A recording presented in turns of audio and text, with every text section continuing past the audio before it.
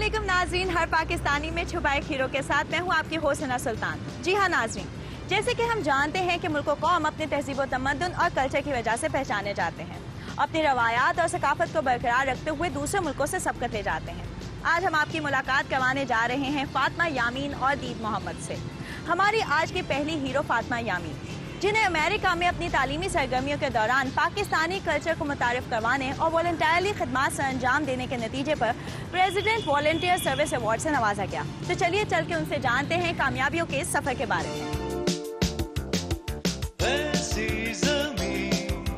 और आसमां इनके सिवा जाना कहाँ, बढ़ती रहे ये रोशनी, चलता रहे ये कारवां। अस्सलाम वालेकुम। वालेकुम सलाम। फातिमा, सबसे पहले तो हमारे व्यूअर्स को अपनी तालीम के बारे में कुछ बताइए। मैं गुलबर्ग कॉलेज में पढ़ रही हूँ इस टाइम, FSA प्री इंजीनियरिंग कर रही हूँ part 1। Kennedy Lugar youth exchange and study program का बेसिक पर्पस क्या है? इस प्रोग्राम का बेसिक पर्पस ये है कि हम यूथ जाती है वहाँ पे अमेरिकन लाइफस्टाइल को एक्सपीरियंस करते हैं और जो कल्चर है पाकिस्तान का उसको रिप्रेजेंट करना है वहाँ पे जाके, और साथ में 1 एकेडमिक ईयर है अमेरिकन हाई स्कूल का। आपकी इसमें सिलेक्शन कैसे हुई और किन किन लोगों ने आपकी इसमें मदद की? स्कूल की तरफ से मुझे बताया गया था और मेरे पेरेंट्स को उन्होंने बुलाया, सारे जो भी तरीका था और बताया मेरे पेरेंट्स को, और फिर मैंने अप्लाई किया। उसके बाद 1 रिटन टेस्ट लिया था उन्होंने और एक इंटरव्यू के बाद मैंने एक एप्लीकेशन यानी कि पूरा फॉर्म फिल किया, मेडिकल हुआ मेरा, और 12 बच्चों ने अप्लाई किया था मेरे स्कूल से, मैं अकेली थी जिसको सिलेक्ट किया गया था। आप 9th ग्रेड की स्टूडेंट थी, लेकिन आपको 12th ग्रेड में किस तरह से एडमिशन मिला? वहाँ की पढ़ाई जो है वो बहुत ज़्यादा ईजी है अमेरिका में ना, तो मेरे सब्जेक्ट्स वहाँ पे तो सब सब्जेक्ट्स कुछ चूज़ करने होते हैं, मेरे सब्जेक्ट्स ही ऐसे थे कि मेरा ग्रेड ही 12 बनता था। आपको अपनी तालीमी सरगर्मियों के दौरान वहाँ पे मेडल से भी नवाजा गया, कुछ उसके बारे में बताइए। मैंने सारे ईयर वहाँ पर एक्स्ट्रा करिकुलर एक्टिविटीज़ के साथ साथ 4.0 में से 3.8 एवरेज GPA रखा अपना, जिस पे उन्होंने मुझे गोल्ड मेडल दिया। ये बताइए कि इतनी छोटी सी उम्र में एक दूसरे मुल्क में जाके, अमेरिका जैसे मुल्क में जाके अपने मुल्क को रिप्रेजेंट करना कैसा लगा? बहुत ज़्यादा मेरे लिए फ़ख्र की बात थी कि मेरे कंट्री से मुझे सेलेक्ट किया गया अपना कल्चर को रिप्रेजेंट करने के लिए, और आई थिंक कि मैंने किसी को भी लेट डाउन नहीं होने दिया और मैंने अच्छे तरीके से उसको निभाया। मेरी पूरी कोशिश यही थी कि मेरी तरफ से कोई भी कसर ना रह जाए अपने कंट्री को रिप्रेजेंट करने में। आपको US स्टेट की तरफ से सर्टिफिकेट ऑफ एक्सीलेंस भी मिला, कुछ उसके बारे में बताइए। सर्टिफिकेट ऑफ एक्सीलेंस मुझे मेरी एक्टिविटीज़ के बारे में वजह से मिला, क्योंकि बहुत पसंद किया जाता था मेरी एक्टिविटीज़ को वहाँ पर, यानी कि जो भी ड्रेसेस वगैरह में पहनती थी उसको बहुत पसंद किया जाता था, और साथ में मेरे वॉलंटियर वर्क भी था उसको भी बहुत पसंद किया गया, उसकी वजह से मुझे सर्टिफिकेट ऑफ एक्सीलेंस मिला।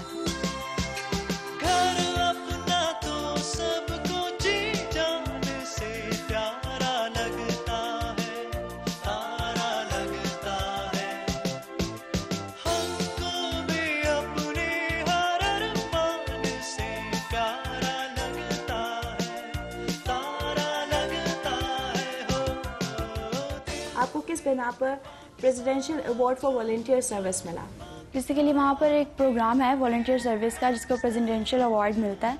100 आवर्स करने होते हैं 1 ईयर में, उसको कंप्लीट करना होता है, और जो वो कर लेता है उसको प्लेटिनियम पिन दी जाती है और साथ में प्रेसिडेंट ओबामा की तरफ से साइन सर्टिफिकेट दिया जाता है। और आपको ये सर्टिफिकेट मिला, कुछ उस वॉलंटियर वर्क के बारे में बताइए कि आपने वहाँ पे ऐसा क्या काम किया था? इसमें आपने 100 घंटे मुकम्मल किए थे, 100 घंटे का वो वॉलंटियर वर्क था, क्या काम था वो? मैंने वहाँ पे बेसिकली जो वहाँ पे भी जाहिर सी बात है पुअर लोग हैं, हर जगह पे होते हैं पुअर लोग, उनकी हेल्प की। जब क्रिसमस था तो हम लोगों ने फंड रेजिंग की, और जिन बच्चों के पेरेंट्स नहीं होते उनके लिए हम गिफ्ट्स लेकर गए, जो ओल्ड एज हाउसेस होते हैं वहाँ पर गए, क्योंकि उस उम्र में लोगों को बहुत ज़्यादा केयर की ज़रूरत होती है, तो हम वहाँ पर जाते थे और वहाँ पे जाके उनकी देखभाल करते थे, उनके साथ बातें करते थे, क्योंकि उस उम्र में ज़्यादातर यही होता है कि कोई हमारी बात सुने। आपने अमेरिका में पाकिस्तानी कल्चर को रिप्रेजेंट किया, किस हद तक ये असरअंदाज हुआ वहाँ पे? मैं एक फैमिली के साथ बेसिकली वहाँ पे रहती थी, उन्होंने मुझे होस्ट किया हुआ था, तो उनके साथ मैंने अपने कल्चर को शेयर किया, अपने ड्रेसेस वगैरह पहने, शलवार कमीज़ को उन्होंने बहुत ज़्यादा पसंद किया। वो बहुत हैरान होते थे कि इतने खूबसूरत कपड़े आप कहाँ से लेकर आती हो। और साथ में मैंने पाकिस्तानी डिशेज़ जो होती हैं हमारी, कढ़ाई और बिरयानी वगैरह, वो बनाकर उनको खिलाई। और साथ और प्रेजेंटेशंस वगैरह मैं वहाँ पे देती थी, इधर उधर जाकर स्कूल्स में जाके प्रेजेंटेशन देती थी और बहुत अच्छा फीडबैक मुझे मिला। उन्होंने बहुत पसंद किया मेरी इस कोशिश को।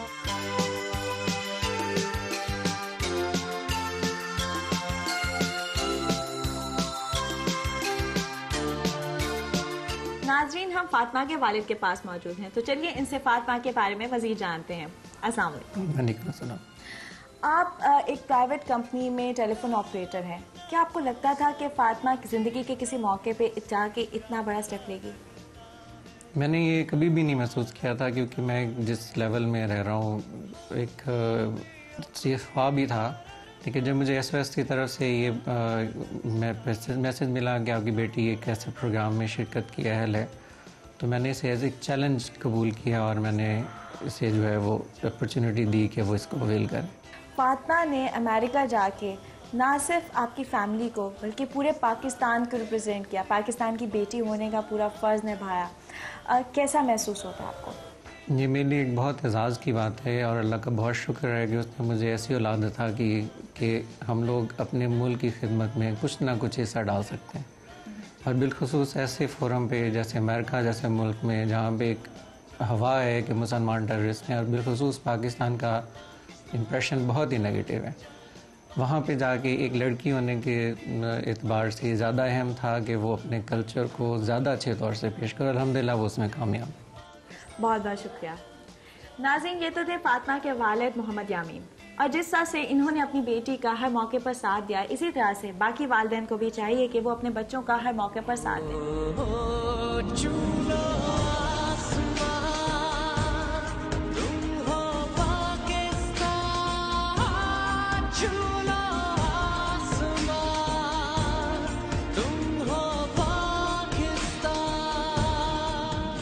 नाज़रीन, हम फातिमा के पास दोबारा से मौजूद हैं, तो चलिए इनसे बातों के सिलसिले को मज़ीद आगे बढ़ाते हैं।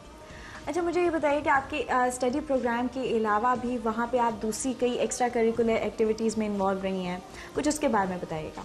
मैं स्पोर्ट्स में ट्रैक एंड फील्ड करती थी, जिस पे मुझे सर्टिफिकेट भी दिया गया। उसके अलावा मैं काफ़ी सारे क्लब्स में एज एन एक्टिव मेंबर थी। उसमें डाइवर्सिटी क्लब था, रोटरी क्लब था और future business leaders of America basic clubs थे मेरे। फातिमा, अपने फ्यूचर प्लान्स के बारे में बताइए। मैं लॉ करना चाहती हूँ आगे, और मेरी ये ख्वाहिश है कि पाकिस्तान में जो एजुकेशन है उसको बेहतर बनाया जाए और करप्शन जो है उसको एलिमिनेट किया जाए और जो हमारी सोशल लाइफ है उसको बेहतर बनाया जाए। पाकिस्तान के यंगस्टर्स को क्या मैसेज देंगे आप? पाकिस्तान के यंगस्टर्स को ये मैसेज दूंगी कि हमें अपने एक्शन से ये बात प्रूव करनी चाहिए कि पाकिस्तान एक पुरअमन कंट्री है। बहुत बहुत शुक्रिया फातिमा।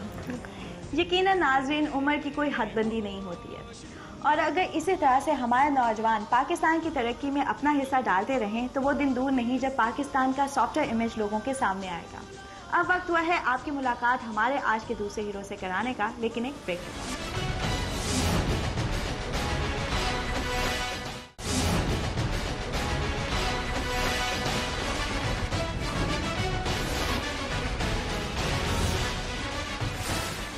वेलकम बैक नाज़रीन। अगर जज्बे जवान हों तो कोई माजूरी नहीं रहती। फ़र्क सिर्फ इतना है कि इंसान जहनी तौर पे माजूर ना हो। हम पहुंच चुके हैं हमारे दूसरे हीरो दीन मोहम्मद के पास, जिन्होंने कभी भी अपनी माजूरी को कमज़ोरी नहीं बनने दिया और पिछले 27 साल से टीचिंग के फ़राइज़ से अंजाम दे रहे हैं। और ये सब कैसे कर रहे हैं, आइए चलकर उनसे जानते हैं।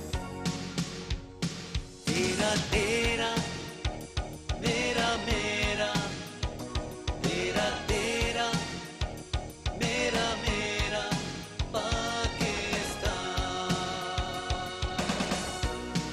अस्सलाम वालेकुम।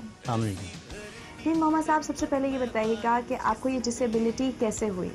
दैशी तौर पे आपको अपनी एजुकेशन हासिल करने के दौरान किन किन मुश्किलात का सामना करना पड़ा? जब मैंने अपने आबाई गांव से पंजम पास की तो बाद में मुझे किसी दूसरे स्कूल जाना था जो गांव से दूर था, तो मुझे महसूस हो रहा था कि जैसे मेरे लिए मुश्किल है आना जाना। लेकिन अल्लाह ताला जन्नत दे मेरे वालिद मोहतरम को, उन्होंने एक बच्चे को जो कि 8वीं क्लास का स्टूडेंट था, उन्हें साइकिल लेके दे दी कि आप बेटा इसको लेके जाना, इसको लेके आना और आप भी इसके साथ जाना शुरू हो गया।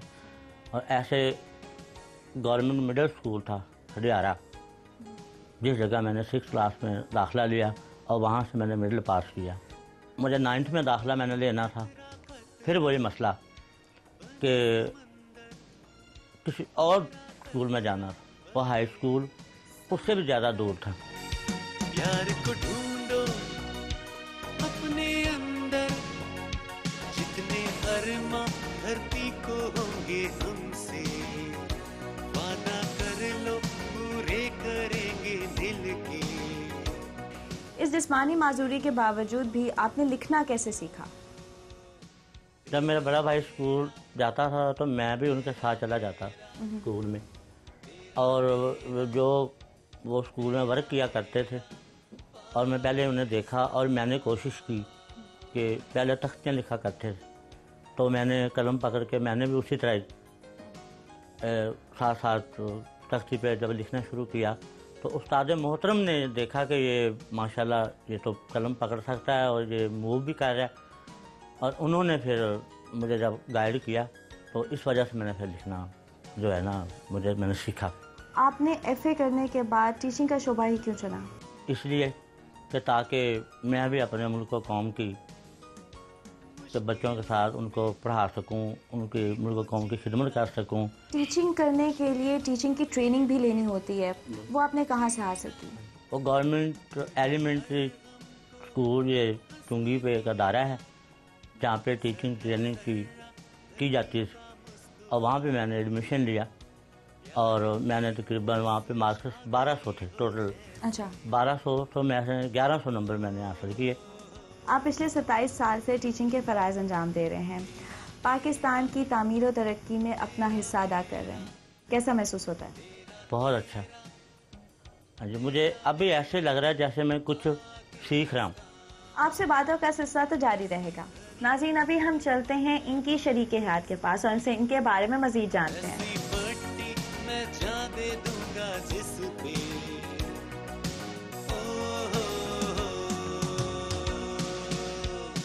अस्सलाम वालेकुम। सबसे पहले ये बताइए कि दीन मोहम्मद इस माजूरी के बावजूद भी टीचिंग के फ़राइज़ अंजाम दे रहे हैं, आपको कैसा लगता है?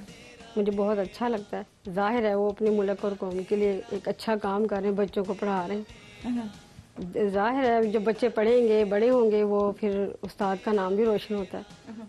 आपको घरेलू कभी किसी मामलात में कभी उनके रवैये से ऐसा लगा हो कि वो माजूर हैं, कभी ऐसा लगा? नहीं, कभी नहीं। आपकी अपनी भी जो तालीम है उसको मुकम्मल करने में उन्होंने एक इम्पॉर्टेंट किरदार अदा किया, कुछ इस बारे में बताइए। मैंने 7 तक पढ़ा हुआ था, उसके बाद उन्होंने मुझे मैट्रिक करवाया, इसमें इनका बहुत बड़ा हाथ। तेरा तेरा मेरा मेरा पाकिस्तान। नाज़रीन, इस वक्त हम मौजूद हैं दीन मोहम्मद के स्कूल के हेडमास्टर मोहम्मद अमजद रज़ा के पास, तो आइए इनसे इनके बारे में मज़ीद जानते हैं। अस्सलाम वालेकुम। जी वालेकुम अस्सलाम। दीन मोहम्मद साहब की आपके स्कूल में क्या रिस्पॉन्सिबिलिटीज़ हैं? दीन मोहम्मद राजा साहब की हमारे स्कूल में टीचिंग के साथ साथ कुछ एक्स्ट्रा रिस्पॉन्सिबिलिटीज़ भी हमने इनको दे दी हैं, जो कि इनकी अपनी फरमाइश पे दी हैं। जी जी, हमारे पास पहली जमात से लेके 5वीं जमात तक जितना न्यू एडमिशन होता है उसके इंटरव्यूज़ राजा साहब करते हैं, ज़बरदस्त। डाटा रिकॉर्ड करते हैं, इसके साथ साथ फाइल कीपिंग करते हैं। नीज़ पूरे स्कूल की फ़ीस राजा साहब के पास जमा होती है। बेसिकली बहुत ही ईमानदार इंसान है। अच्छा, किसी भी मरहले पर किसी भी वक्त किसी भी जगह आपको कहीं ऐसा लगा हो कि जो फिज़िकली नॉर्मल टीचर्स हैं वो और इनके मुकाबले में आपको लगा हो कि अगर इनकी जगह वो होते किसी भी रिस्पॉन्सिबिलिटी को तो ज़्यादा अच्छा करते, कभी डिफरेंस फील हुआ आपको? मैं इनके साथ 12 साल से काम कर रहा हूँ। आप यकीन कीजिए कि मुझे 12 साल में एक मरतबा भी ये महसूस नहीं हुआ कि क्योंकि राजा साहब डिसेबल हैं इस वजह से इनको ये काम ना दिया जाए, या अगर ये काम इनको दे दिया गया तो ये उसे कैसे करेंगे। Just imagine for a while कि एक डिसेबल पर्सन है, उसकी फिंगर्स नहीं है, इवन देन उसकी हैंड राइटिंग नॉर्मल टीचर से कहीं अच्छी है, बोर्ड पे बहुत अच्छा काम करते हैं। हाँ जी, एप्लीकेशन बहुत अच्छी लिखते हैं, उर्दू में भी और इंग्लिश में भी। बहुत बहुत शुक्रिया आपका भी बहुत बहुत शुक्रिया। नाज़रीन, हम मोहम्मद अमजद रज़ा साहब के पास मौजूद थे जिन्होंने हमें दीन मोहम्मद साहब की मज़ीद खूबियों के बारे में बताया। अब हम दीन मोहम्मद साहब की क्लास में चलते हैं और उनसे बातों के सिलसिले को मज़ीद आगे बढ़ाते हैं। चूलो आसमां तुम हो पाकिस्तान।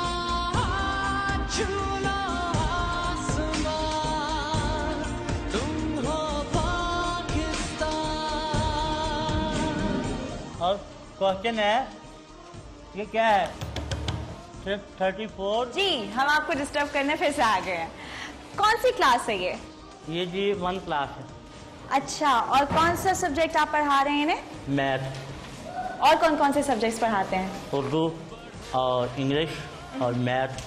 अच्छा, अब जैसे कि मैं देख रही हूँ कि बहुत ही ज़बरदस्त हैंड राइटिंग है आपकी। हमें अपने फ्यूचर प्लान्स के बारे में बताइए।